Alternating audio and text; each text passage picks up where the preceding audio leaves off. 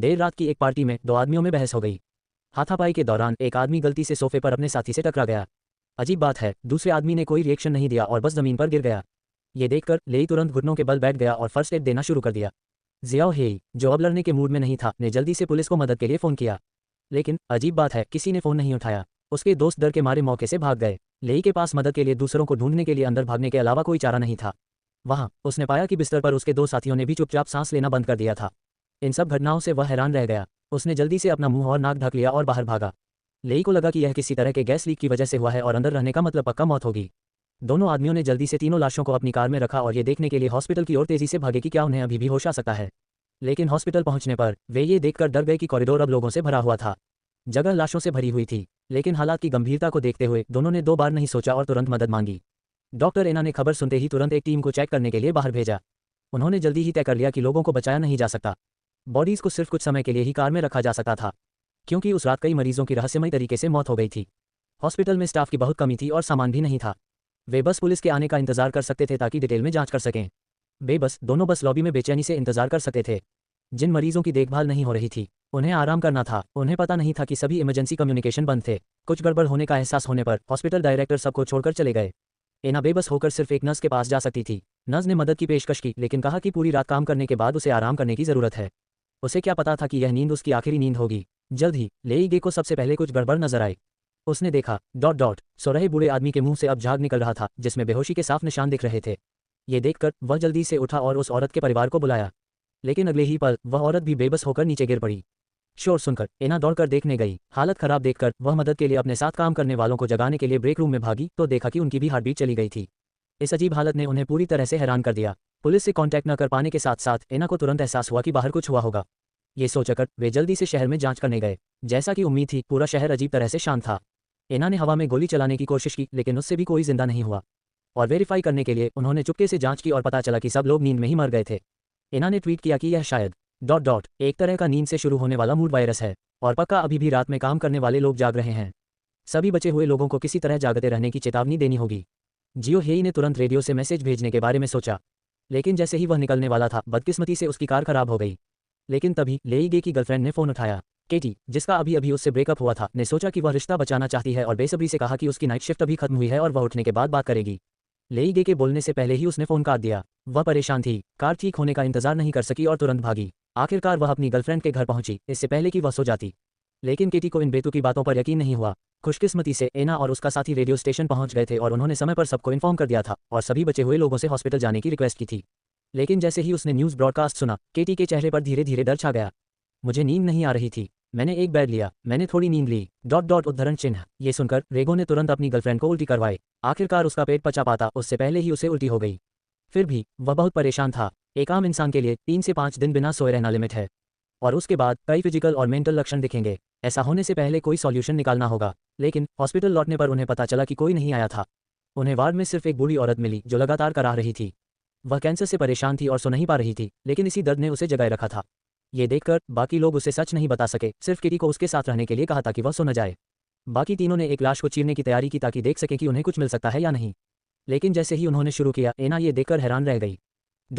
लाश का सिर, जो ठंडा होना चाहिए था, बहुत गर्म था और जैसे जैसे ऑटोप्सी आगे बढ़ी, खोपड़ी से और भी ज्यादा भाप निकलने लगी। जब उसने खोपड़ी को पूरी तरह से खोला तो उसे मरने वाले के दिमाग के फ्रंटल लोब पर एक तिकोना निशान मिला।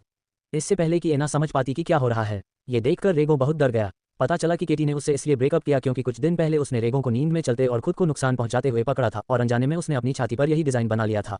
रेगो को दोनों के बीच का कनेक्शन नहीं पता था। अपने उलझे हुए ख्यालों में केटी गायब हो गई। कोई भरोसा न होने पर उसने आखिरकार एक ऐसा राज बता दिया जो उसने कई सालों से छिपा रखा था। उसे बचपन से ही बुरे सपने आते थे, जिसमें न सिर्फ एक बड़ी वेल आसमान में तैर रही थी, जबकि जमीन पर नकाबपोश मॉन्स्टर्स का एक ग्रुप पास आ रहा था। जैसे जैसे सपने ज्यादा आने लगे, वेल जमीन पर गिरने लगी और मॉन्स्टर्स और करीब आने लगे। हाल के सालों में जब वह बड़ा हुआ तो उसने सपने देखना बंद कर दिया था, लेकिन किसी वजह से बुरे सपने वापस आ गए। तब केटी को एहसास होता है कि उसके बॉयफ्रेंड ने कितनी बड़ी तकलीफ सही है। जैसे ही वह उन्हें दिलासा देने वाली होती है, जियाओ हेई दौड़कर आता है। वह देखता है कि एना बूढ़ी औरत को स्कैनिंग रूम में ले जा रही है और दरवाजा बंद कर रही है। ग्रुप तुरंत जोर से उससे भिड़ जाता है। एना का दावा है कि उसने बूढ़ी औरत को सच बता दिया है। मरने वाली औरत ने एना को सच पता लगाने में मदद करने के लिए सोने का फैसला किया। उसने यह फैसला बहुत सोच विचार के बाद किया, इसीलिए उन्हें बाहर रखा गया था। उन्हें डर था कि उनके जल्दबाजी वाले काम उस मौके को बर्बाद कर देंगे जिसके लिए बुढ़िया ने अपनी जान जोखिम में डाली थी। उसकी अपनी मर्जी से कुर्बानी ने उनके पास उसे रोकने का कोई कारण नहीं छोड़ा। एना ने जल्दी से स्कैन इमेज को एनालाइज किया और पाया कि मरने से पहले बुढ़िया के ब्रेन टिश्यू में काफी उतार चढ़ाव थे।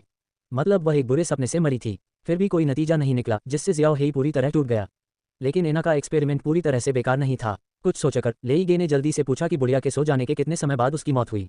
3 मिनट, मुझे 2 मिनट सोने दो फिर उठना। लेई गे ने कहा कि चूंकि वह एक बुरे सपने से मरी थी, इससे साबित होता है कि यह अजीब घटना निश्चित रूप से उससे जुड़ी थी।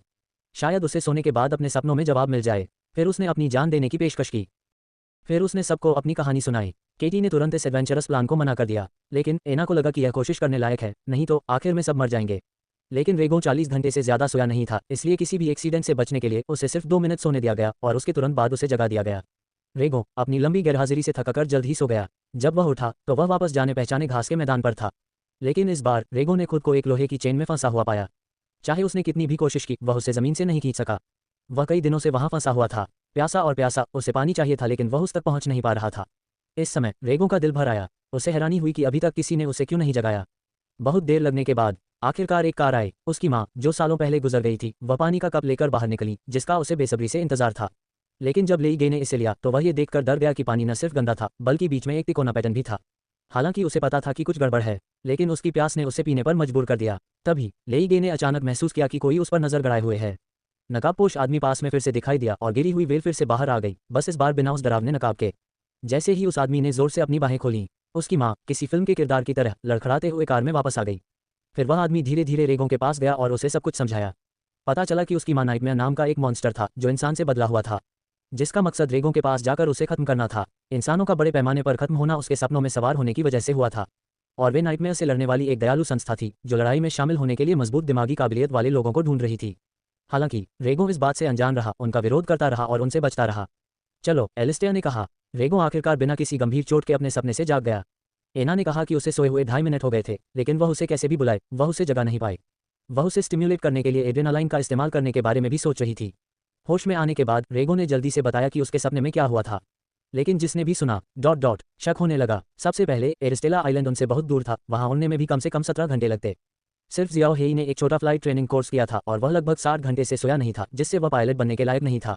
अगर हवा में कुछ भी गलत होता तो वह बच नहीं पाता। लेकिन इस बार केटी ने बिना किसी शर्त के अपने बॉयफ्रेंड का साथ देने का फैसला किया। लेई गे के मनाने पर दूसरे साथियों ने आखिरकार हिम्मत करने का फैसला किया। उन्होंने तुरंत सामान का इंतजाम करना शुरू कर दिया। हालांकि केटी की थकान धीरे धीरे बढ़ रही थी और एक बार जब ये दिखाई देती तो इसे दबाना मुश्किल होता था। लेई गे ने जल्दी से एक स्टिमुलेंट निकाला और उसे सुंघाया, लेकिन वह भी उसे जगा नहीं सका।